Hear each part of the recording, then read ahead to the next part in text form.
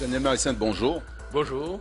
Ce week-end, les militants et sympathisants du MIM étaient réunis à la MEP pour évoquer plusieurs sujets sensibles d'actualité. Un des dossiers qui a mobilisé leur attention, c'est déjà cette épineuse question de l'épandage aérien, épandage autorisé finalement sans l'adjuvant Banol chez nous.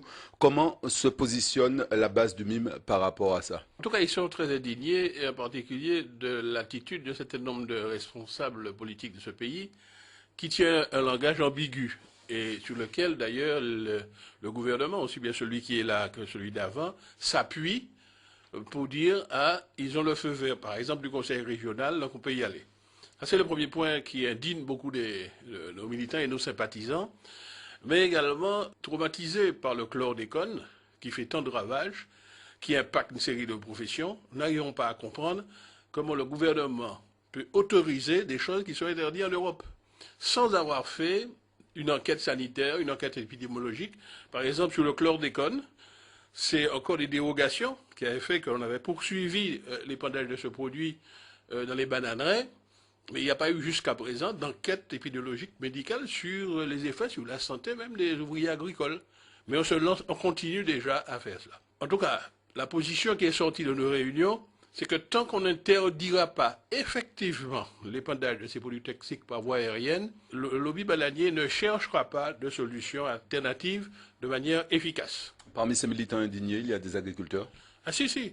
Ben oui, d'ailleurs, parce qu'ils se rendent compte qu'on leur a donné des produits, par exemple le chlordécone, puisque nous avons des agriculteurs qui travaillent dans la banane et qui sont dans les rangs du MIM, et qui se disent, mais au moment où les groupements bananiers ont livré ces produits, on ne les a jamais informés, et ils se sont empoisonnés eux-mêmes. Et ils sont très inquiets.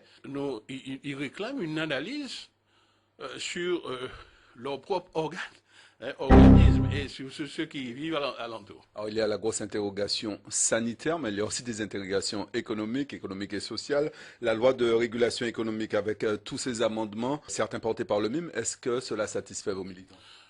Oh non, pas tout à fait. En tout cas, dès le départ, ils étaient très déçus du projet de loi, parce que nous l'avions étudié avec eux, et ils ont félicité nos deux députés qui ont bataillé ferme pour faire prendre en compte des mesures qui véritablement vont instituer un vrai contrôle des prix, qui vont permettre aux consommateurs de mieux se défendre. Mais nous sommes satisfaits sur le fait que nous avions demandé qu'il y ait une autorité de régularisation qui soit implantée en Martinique. Actuellement, nous constatons que l'autorité de la concurrence se trouve à Paris et c'est effectivement, on a obtenu par un amendement que les autorités martiniquaises puissent les saisir directement, mais nous n'avons aucune garantie qu'une suite sera donnée. La collectivité unique de Martinique, Guyane aussi. 2014, 2015, le ministre des Outre-mer, Victor Lurel, a dit qu'il a engagé une concertation. Donc, dans la réforme territoriale, effectivement, le président avait annoncé plutôt pour 2015, mais qu'il a engagé une consultation avec les élus des départements concernés. Pendant la réunion avec nos militants, nous avons appris qu'il est allé plus loin que ça.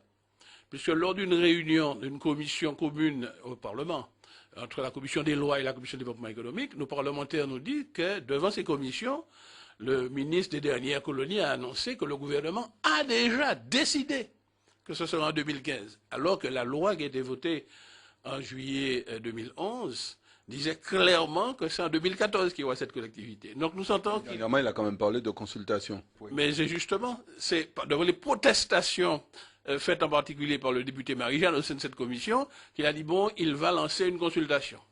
Mais sur des rumeurs qui circulent avec insistance, il semblerait qu'il a déjà, avec la complicité, entre guillemets, du nouveau président de région, ils ont déjà décidé que ce sera 2015. La consultation, c'est pour donner un vernis, soi-disant, démocratique à cette affaire-là. Et ils ont déjà même fait leur calcul, disant qu'il y aura 3 parlementaires, les députés patriotes et leurs alliés qui vont voter contre. Ils vont s'arranger pour que le conseil régional donne une majorité contre 2014 pour envoyer à plus loin. Le conseil général va prendre cette même majorité et puis les 2 sénateurs et le député de Fort-de-France vont dire qu'il faut renvoyer ça à plus tard. Nous disons que c'est un déni de démocratie. Le peuple a voté. Cette collectivité unique, ça fait plus d'une 50aine d'années qu'on le réclame. Il est temps qu'on le mette en place pour avoir une simplification institutionnelle en Martinique. Simple question de principe. 2014-2015, qu'est-ce qui peut changer? fondamentalement. Non, c'est l'idée qu'il faut toujours renvoyer à plus tard. Renvoyer à plus tard, alors qu'on a consulté un peuple et que ça fait des années et des années que l'on dit qu'il vaut mieux qu'il y ait une seule collectivité en Martinique pour être responsable des affaires martiniquaises, au lieu d'une dispersion des responsabilités où le peuple ne se retrouve pas. Donc il y en a qui veulent gagner du temps, gagner du temps. Est-ce que c'est la chronobiologie? Parce qu'ils disent, bon, ceux qui sont susceptibles d'être élus vont vieillir, etc., etc. Donc je ne pense pas que ce soit ça. Mais en tout cas, quelle que soit la date qu'ils vont prendre, nous avons déjà affirmé qu'Alfred Marie-Jeanne sera candidat. Et nous sommes déjà en campagne pour cela, au sein du peuple. Ce sera au peuple de parler. La région, justement, la collectivité régionale, en 2 ans, comment les choses ont évolué? Ben, nous essayons de jouer notre rôle. Il y a beaucoup d'annonces qui sont faites à la région par le nouveau président. Mais nous essayons de démontrer en permanence, distinguer ces annonces qui sont suivies des faits et des annonces qui ne sont pas suivies des faits. Et nous sommes obligés de constater Il y en a qui ne sont pas suivis des faits. que la grande majorité des annonces qui sont faites ne sont pas suivies des faits. C'est pourquoi nous invitons le peuple à ne pas simplement écouter ce qui est dit dans les grands médias, mais d'aller voir sur le terrain. Ils vont voir que ce n'est pas suivi des faits. Et puis il y a une déception qui s'installe parce que beaucoup de promesses avaient été faites, des 5000 emplois, des chantiers, les relances. Ben, les socioprofessionnels, tout comme les travailleurs, sont obligés de constater que le chômage n'arrête d'augmenter. Nous avons franchi le cap des 50 000 chômeurs, alors qu'on nous promettait qu'il y aurait des emplois et des emplois. Donc notre rôle, c'est de mettre l'accent sur le fait qu'il y a une distorsion entre ce qui est promis et ce qui est fait. Maintenant, depuis quelque temps, nous luttons contre un autre phénomène qui est en train de s'installer, c'est l'opacité que l'on installe sur les dossiers. Un camouflage. Une série de dossiers nous sont présentés en commission permanente, mais de manière anonyme. Nous ne savons pas qui nous aidons, nous ne savons pas dans quelle commune ils sont. On nous dit simplement, on vous demande de voter une somme globale qui représente 50, 60 aides. Et ça permet justement de servir les copains. Parce qu'il y a un déséquilibre dans l'information. Même a posteriori, vous pouvez savoir. Non, parce que je ne peux pas comprendre comment on demande à des élus en commission permanente de voter sur les dossiers, ils ne savent pas ce qu'ils votent. Tandis que le président est informé. Donc il y a un déséquilibre, il y a un traitement inégalitaire entre les élus. Ben, ça, c'est illégal. Et nous examinons pour voir quelle suite nous allons donner à ça, mais déjà, nous protestons sur le plan politique sur cette manière dont on traite les dossiers désormais à la région Martinique. Vous le disiez précédemment, vous êtes d'ores et déjà en campagne pour l'Assemblée, pour le scrutin de l'Assemblée unique, que ce soit en 2014, 2015.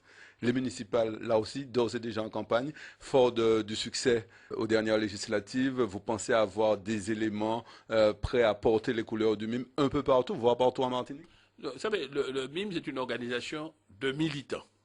Donc nos militants sont au travail. Tous nos comités patriotes se réunissent tous les mois, toutes les semaines. Nous allons dans les quartiers, nous informons, donc nous n'arrêtons jamais. Évidemment, il y a un calendrier électoral qui est terminé par le gouvernement, mais quand le moment se présente, et si les militants à la base pensent que nous pouvons y participer dans telle ou telle commune, nous y allons. Bon, Comment ça se présente pour l'instant? Mais nous n'avons pas encore distribué de mandat, comment dirais-je, nous n'avons pas donné d'investiture nulle part, mais... On voit des gens se présenter, des groupes se présenter plus ou moins au nom du MIM un peu partout. Oui, nous avons des comités patriotes dans plusieurs communes. Eh bien, ils sont au travail. Ils ont continué de la lancer des législatives où nous avons été les grands vainqueurs. Bon, sans être fanfarons, nous continuons. Nous allons décliner ça dans chaque commune où nous sommes. Mais la mère des élections pour nous, la mère des batailles, ce sera celle de la collectivité unique qui va se faire en 4 sections sur les mêmes circonscriptions que les circonscriptions législatives. Eh bien, avec nos alliés patriotes, nous continuons le travail. Nous continuons le combat, l'information, la mobilisation, l'organisation du peuple, c'est pour nous notre raison de vivre même. Daniel Marie-Sainte, merci d'être venu jusqu'à nous. Excellente journée. Merci, M. Adelobet.